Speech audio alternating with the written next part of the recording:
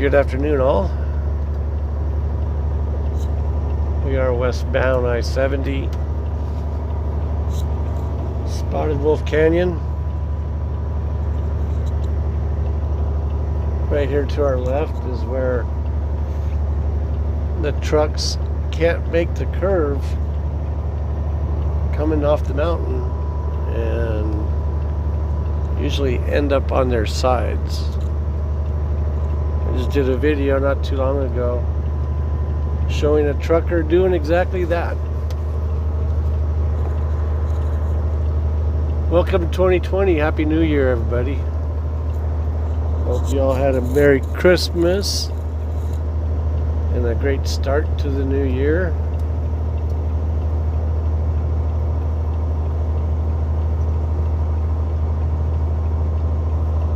Looks like we're headed into a fog bank. I have not checked the weather, so I do not know what we're heading into. Doesn't pretty much matter because we're going to continue on through. We're going to go to Vegas and then drop this load and head to Nampa, Idaho, little town west of Boise, sort of in the hood of Boise, Idaho. It's another beautiful day in the neighborhood here. We have 23 degrees.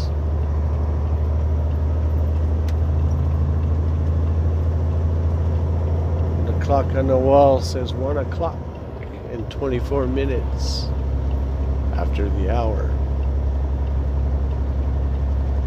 As you can see, we're putting along, meaning we are heavy.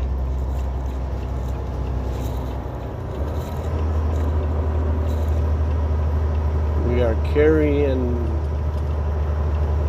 canned pet food,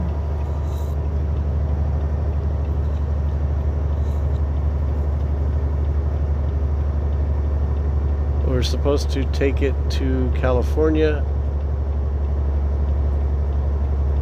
and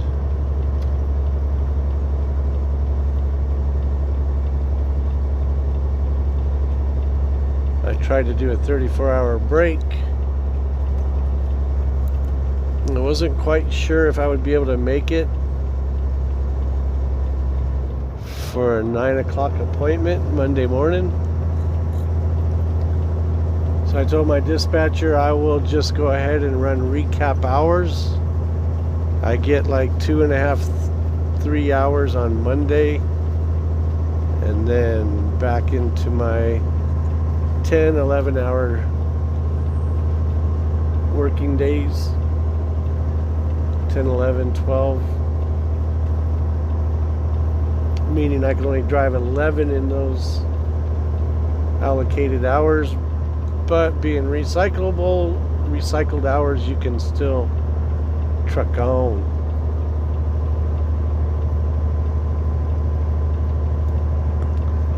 And then my cool dispatcher, like they are, said, oh, I wonder why the camera was doing that. I just happened to glance over, and it had like a spaz moment. We are 32 mile an hour. Climbing. If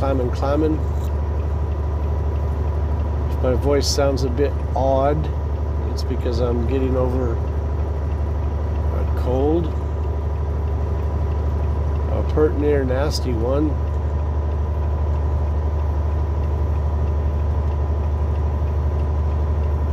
Basically affected me right after the holiday. And I went back to work. Sort of got me pretty good,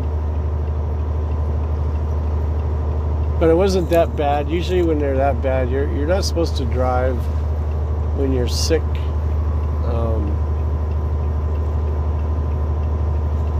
It can be like a DUI if you're sick in a commercial vehicle. And so I basically just had a cold. Wasn't that big a deal. Like if I had the flu, I wouldn't be driving. No sirree, Bob. And I was on the verge of not driving and saying, hey, look it, I'm sick. But I had already left, and then it hit me.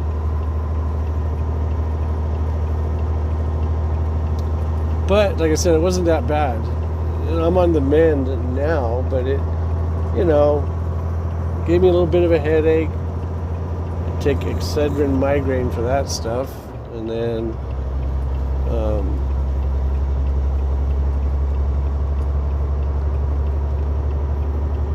sniffles and coughing a little bit, but that's pretty much it. So it didn't bother me to drive. Now, some people might try to turn me in for that, but I'm better. I never really got sick. Just a little bit of a cold. Anyway, like I said, I haven't checked the weather on this because we're going to go through to Vegas no matter what, unless they close down the highway. But my dispatcher did say this. He's like, well, when can you be to Vegas? I'm like on Sunday. I go, pretty much any time you want in the afternoon. But I was thinking I could be there between, 3 and 8 p.m., which basically just kind of gives me a window. He's like, good, I'll have you drop that load, which is this one, in Vegas, and then pick up another one for Idaho. So I'm like, sweet. We don't have to deal with California. We don't have to deal with the border of the gamblers leaving Vegas and heading back home.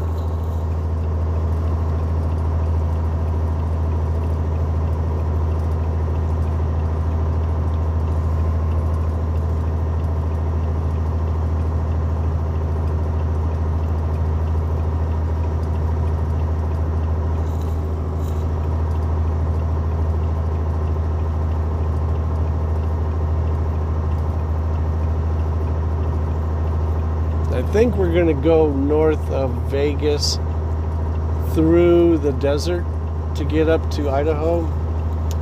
One way to do it is to get on the 15 and take it all the way up to the 84. Split is the 84, 86. Actually, it's the 84. The 86 is up there by Pocatello, which is off the 15 as well. Northbound. And it's kind of like a big backwards C.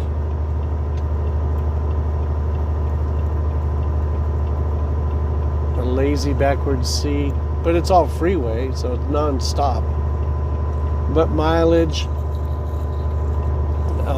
it's longer. But the ELD time is probably about the same. And now with the ELD ripping us off every chance it gets of minutes, which tallies up. You have to really be on top of it. If you're out here to make money, if you're just out here for a job. Some people love the ELD, great. I don't have to work that hard. I can tell my dispatcher to F off. I don't have them hours to drive. That's because when they're at a shipper, they were sitting back in the sleeper and they were on duty. Well, they're breaking the law. That's breaking the law. You can't break the law with ELD. You can't do anything. ELD tells on you. So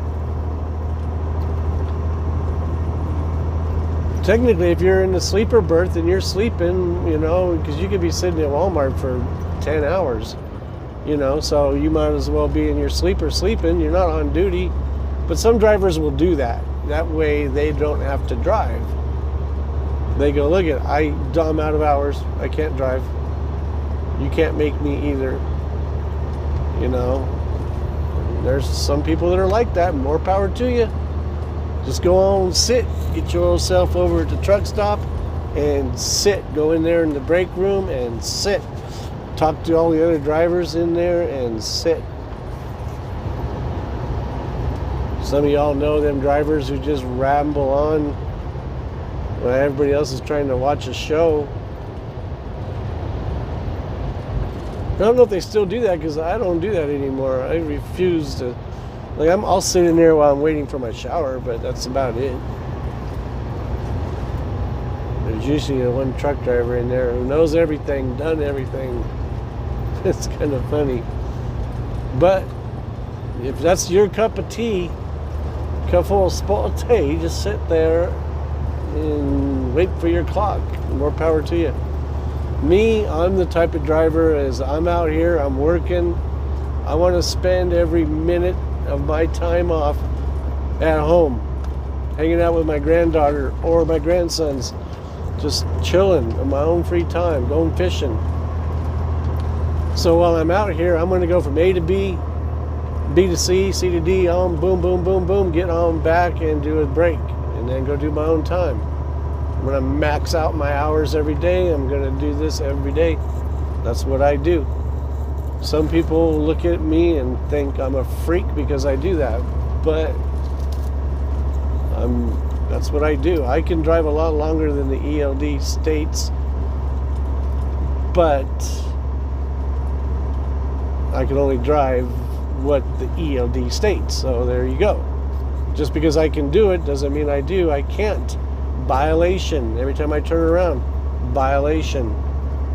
So it's probably not going to be too much longer before they take my license from me and a bunch of other drivers from having too many violations. Like my buddy who got a violation when his e-log quit working. So he went to paper log, but he didn't show 7 prior days. And he goes, I can't. It's in the computer and I don't remember it. I don't care. That's a violation. See, it works for the prosecutor and does not work for the prosecuted, which is the driver. So he got shut down for 10 hours. And I go, what were you supposed to do? Make it up? If you make it up and you sign it, you're committing perjury. If you don't sign it, you haven't verified your logs. Violation. So what do you do? What do you do? There's nothing you can do but get a violation. If my e-log stops right now, I don't remember exactly what I did the last 7 or 8 days. I know some of them, yeah. I can get close, yeah. Do I know exactly? No. Do I know exactly where? No, I do not. It's in the e-log, but the e-log malfunctioned. What am I supposed to do? Violation. There you go. I just admitted it. Now someone can go snitch me off and get me a violation, but it doesn't matter because my e-log's working, so it's not going to do you no good. It's gotten insanely bad now. And insanely beautiful up here too. Check it out. We made it through. Looks like we're probably going to have great weather.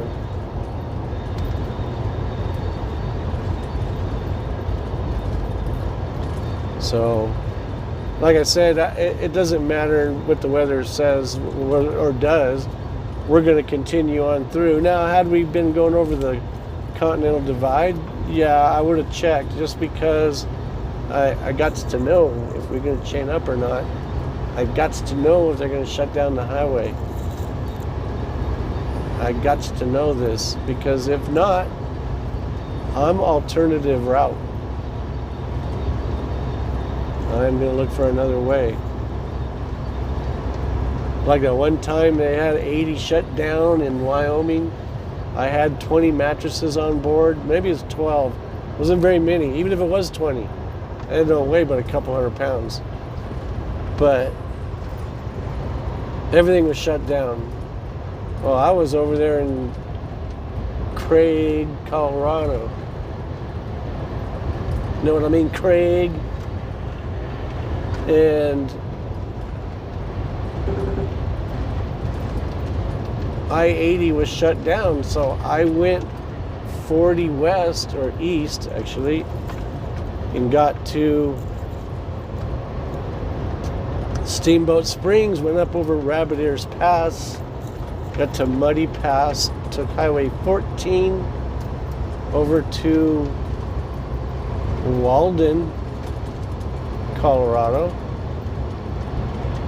and then from Walden I meandered my way over there to Laramie.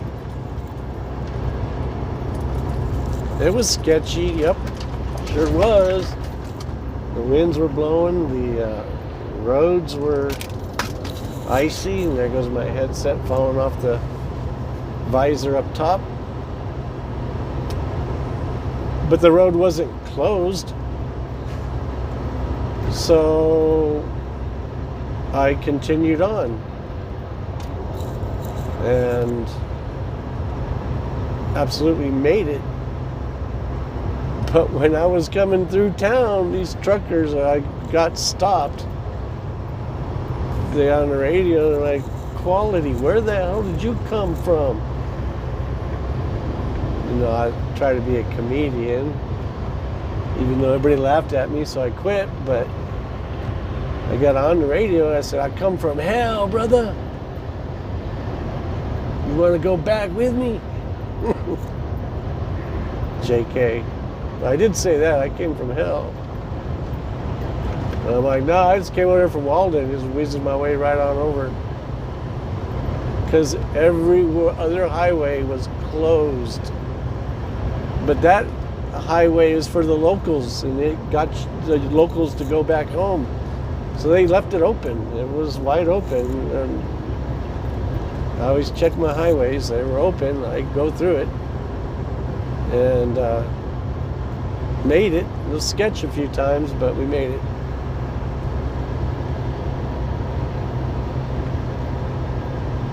Anyway, unless they close the highway, I'm coming through.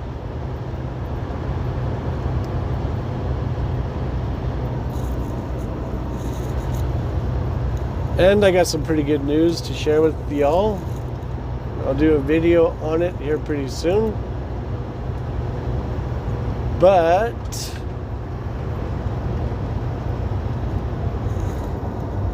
on the 28th of December, I wasn't expecting this till the end of January-ish. But I got a call from the dealership, said your caddy is here. You're a proud owner of a new caddy sitting in our lot. I'm like, okay. Wow, it happened a little faster than I thought. I'll try to come by today and pick it up. If not, it'll be tomorrow. You're open tomorrow, right? Yes, sir. It was a Friday. So Saturday, me and the boy hopped in the older caddy, my old one, which I gave to him. Jacob, he's 20, he just joined the military. Fox 35, intelligence field, the Army National Guard. Anyway, we zip on over there, picked up the beauty and brought it back home.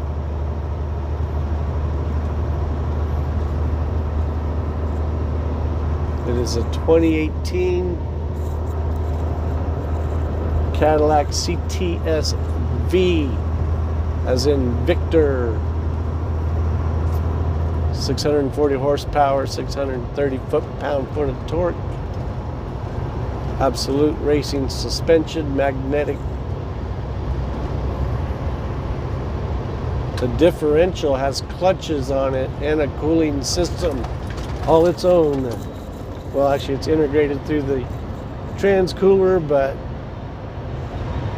limited slip differential, which also the clutch pack enables it to deliver the power to the grippiest wheel. Pretty interesting stuff, but the car is an absolute beast and a beauty.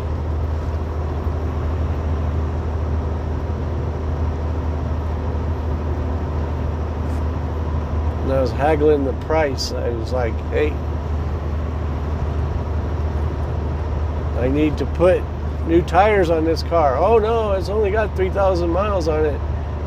You don't need tires. I go, you don't understand. I know the tires are good, but not for me. I need snow tires on there. Oh yeah, I guess you do need tires. Yeah.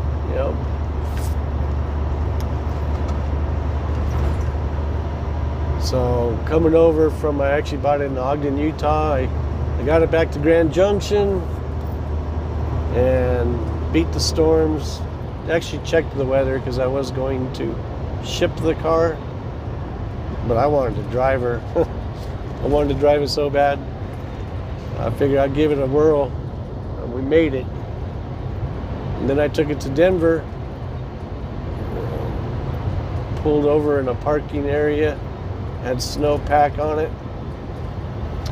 Could not get that car to move. Couldn't get it to go very much because the tire just kept spinning out.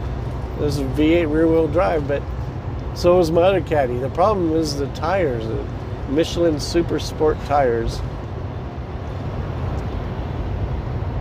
They're not made for snow at all. The worst tire in the world you can think of is snow. Boom. That's those tires. So I go to leave and I check the highway before. There's no chain laws up or anything. I'm like, good. I get closer to Vail. The digital sign says passenger traction law in effect. And I'm like, oh my God. That means it's snowing. It's over Vail Pass. And it's also over at Eisenhower. So I looked at the cameras, pulled over and looked at the cameras, and I saw black asphalt still. So I'm like, well, I'm going to give it a shot. I just have to keep my momentum going, but also don't go too fast because you just can't go too fast with tires like that. You can't be in the snow with the tires like that. It was totally against the law to have them tires up there. But as they say, you're fine until you're not fine. And that's when you get the ticket. But I'm like, I'm going to go and give it a shot. If it gets bad, I'm pulling over, calling a tow truck, have them take me up and over. But the roads were snow a little bit, but not snowpack. And so I kept going. And like I said, I don't care how much skill you have. Those tires were absolutely the wrong tires to be on there. I just bought the thing too. I was all kinds of worried, stressed, big time. But then once I got up there, I'm like, oh, it's not so bad.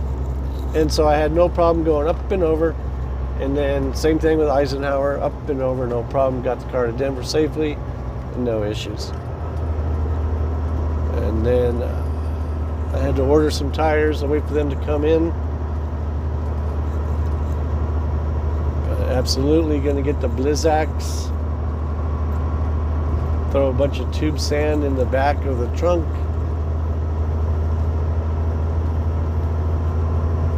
Because I want to drive the car. And if it, even after buying these tires, it doesn't do, like, I know I can't even mess around at all with this car. But I do want it to be able to go. If I do get caught in a snowstorm, I still want to be able to drive. I can do it with the other Caddy. So I just want to make sure I can go A to B. There's no room to put chains on. I might look into an auto sock. I don't know if they have them. But with Blizzak tires, I shouldn't need that. You know, so I don't want to be driving it in the snow, but I'm going to have to at times. So I'll put the right tires on it and then be ever so gently with it. But we'll see how she does in the snow when I get the tires put on. And of course, I'll be testing that in level ground running around our yard in a snowstorm, or running around Denver a little bit before I even think about taking it up into the mountains. But then have they throw the traction law up again, my tires are made for that, and so I'll be all good and legal.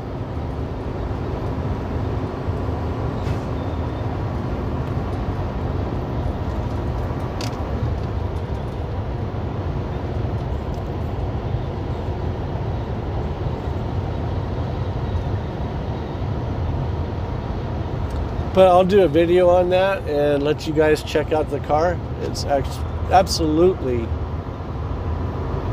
a beast of a machine. I mean,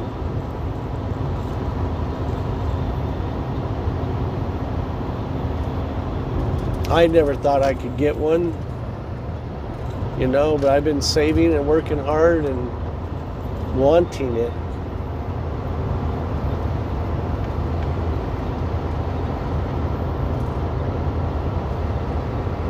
I asked the universe for it, and she replied.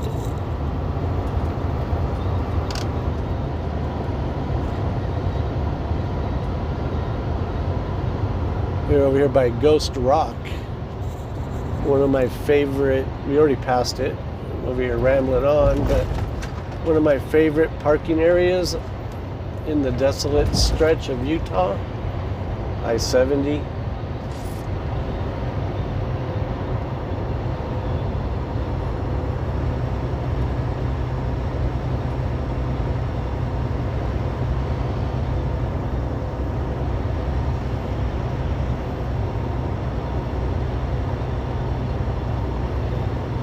So we're going to get some more footage, I think. We're going to be going past Highway 50, loneliest highway in the U.S.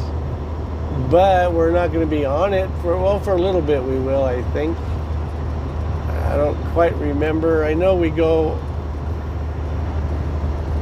through it, because we're going from the north to the south. When that highway runs east and west, even number highway runs east and west. Odd north and south. So we'll see when we get there. Or actually, I'll be looking it up tonight.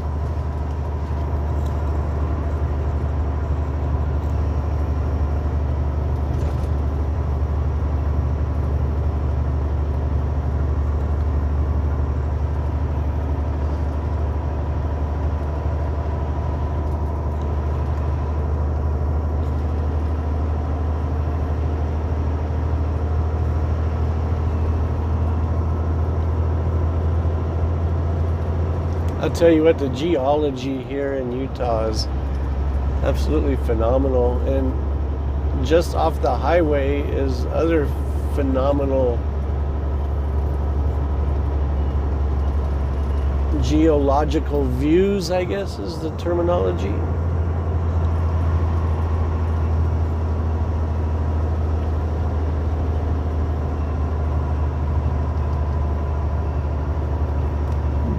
So there's a Mercedes Sprinter van, a Dodge, or maybe it's a Dodge Sprinter van, and then that was a Ford, but they all look the same.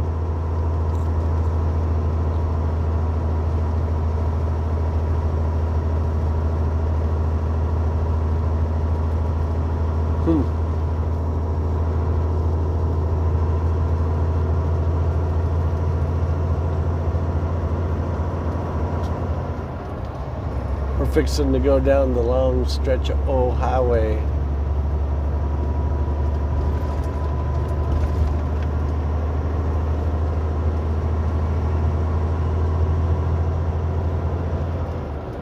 I'll zip us over to it.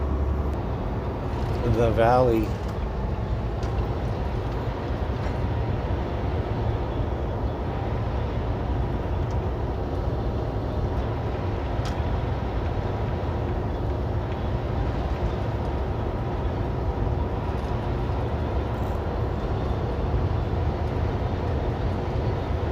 One thing I like about these Volvos is you can go down pretty good speed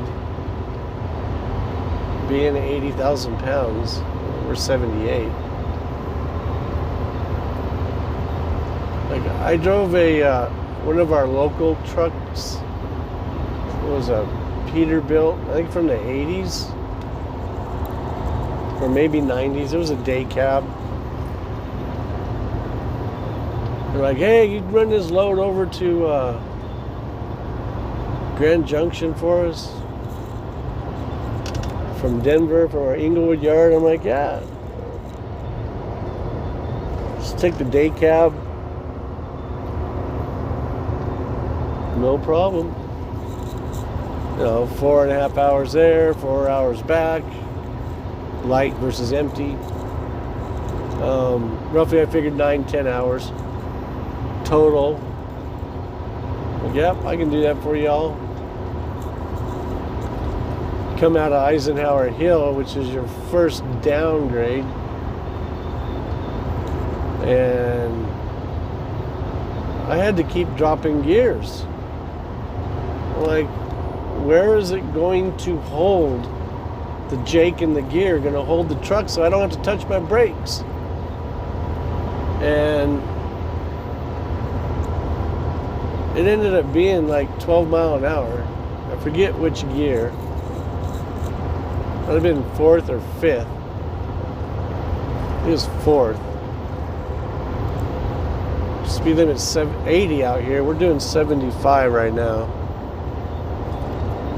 Fixing to use a little brake if need be. Full Jake. But anyway, I finally had to get it down there to like 12 mile an hour, and now we can use some brake. Before the tractor would actually hold the weight. But I'm also a mountain driver, so I knew what to do. And I knew I wanted my Volvo back, my automatic Volvo. Just because I'm like, I've done this hill before in there. I can do 35 and touch the brakes just a couple of times with the same amount of weight.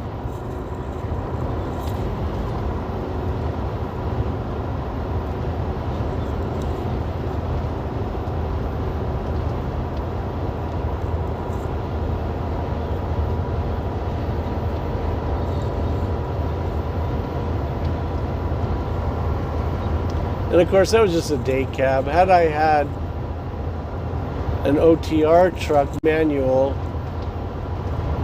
with a good Jake on it, I probably could have done a little faster. That just happened to be what that truck allocated for me. It's all she would give me.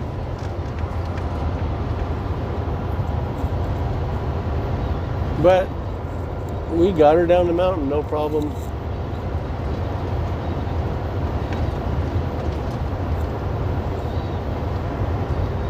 Like, I've touched my brakes a couple of times on this hill. Not very much at all, but a couple of times.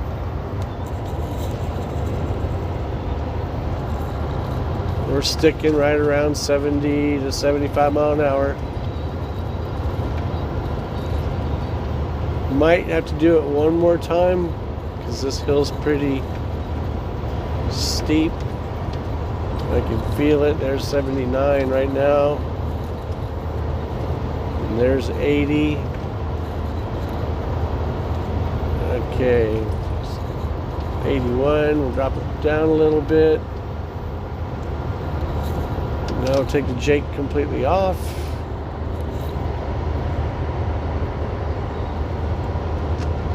Back on a little bit. Tap into Mexican overdrive. And there we go. 225 miles to the gallon right now. 233.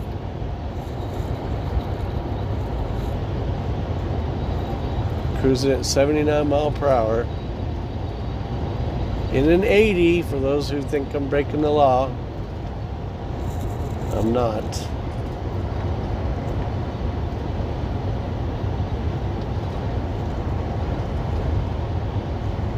78 mile per hour.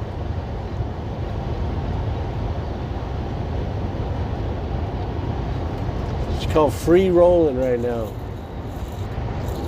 Nice and smooth too. That's another thing. I told my oldest son Nathan, I'm like, you know, even when I test drove one of them CTSVs in Vegas, it seemed, I guess it was about the same, but I go, it seemed to me like it was softer, but I can't really remember. But I go, my 05 is a smoother ride than this thing. Even though, don't get me wrong, it's still a very nice ride. But I'm thinking old school, luxury, smooth. You know, you got a new Cadillac, it's going to be nice and smooth. And it is and it isn't. And so when my son goes, well, you do realize it's a racing suspension. And of course it's not going to be really smooth. And I'm like, oh yeah, you know, it didn't really dawn on me, but now it makes sense. He's like, yep.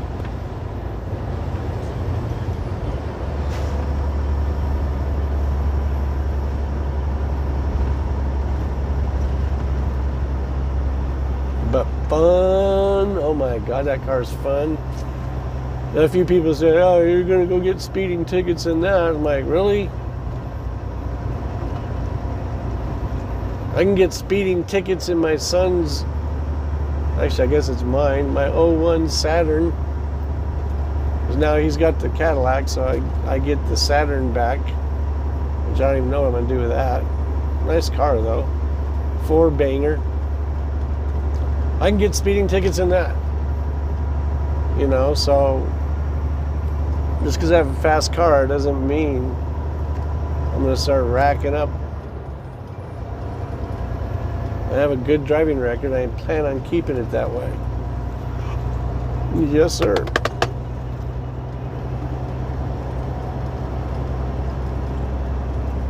I always like this stretch right there, those rocks. They remind me of that movie Galaxy Quest with Tim Allen. And he's on the alien planet. And the little aliens are saying Gorbach or something like that. They're saying something weird. I don't think that thing was what they were saying it is. I think it's something else, and then all these little rocks come together and form into a humanoid rock monster. But it looks just like that part I just showed you right there.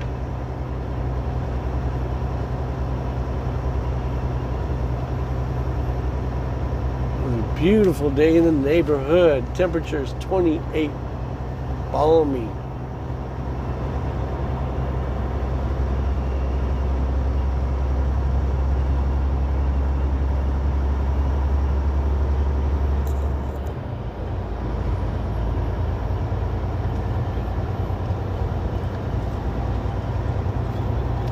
You know, one thing about traveling the United States,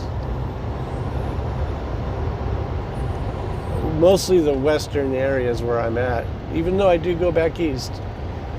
And I always do my research before I go back east.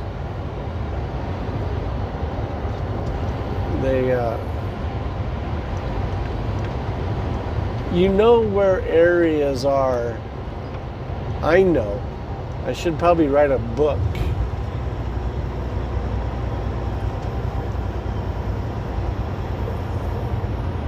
I know where areas are. Somebody could drive fast, and likely more than not, they won't get a ticket. I'm not saying you won't. I'm just saying it's likely that you won't get one. Because you drive these areas all the time, and you don't see any officers ever there. You could sort of say that might be an area. Just saying. I would never advise it, of course, because that is breaking the law.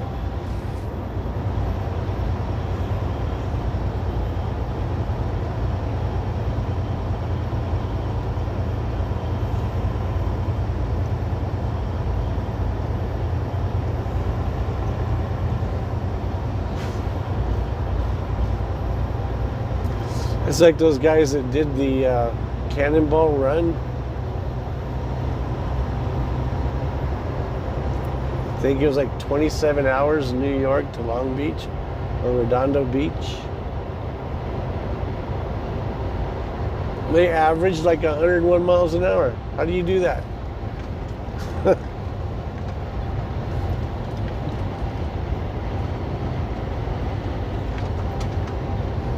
Totally against the law. They did it. I wouldn't advocate doing it, especially if you're a professional driver. You need your license.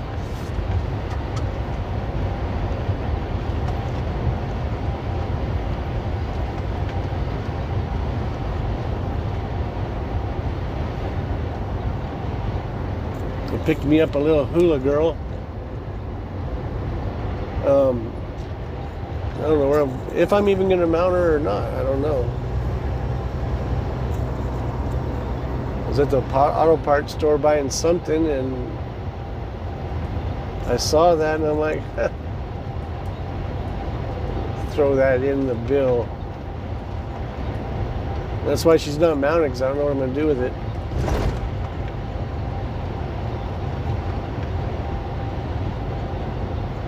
Anyway, when I find out, I'll let you know. So with that being said, we'll end this video here, and of course we're back in the saddle again and start making our videos again. I don't have any really, so I need to make them. At least they won't be so far stretched apart, like being a week late is what I mean by that. So until the next time, thanks again for riding shotgun with Mountain Man Mike.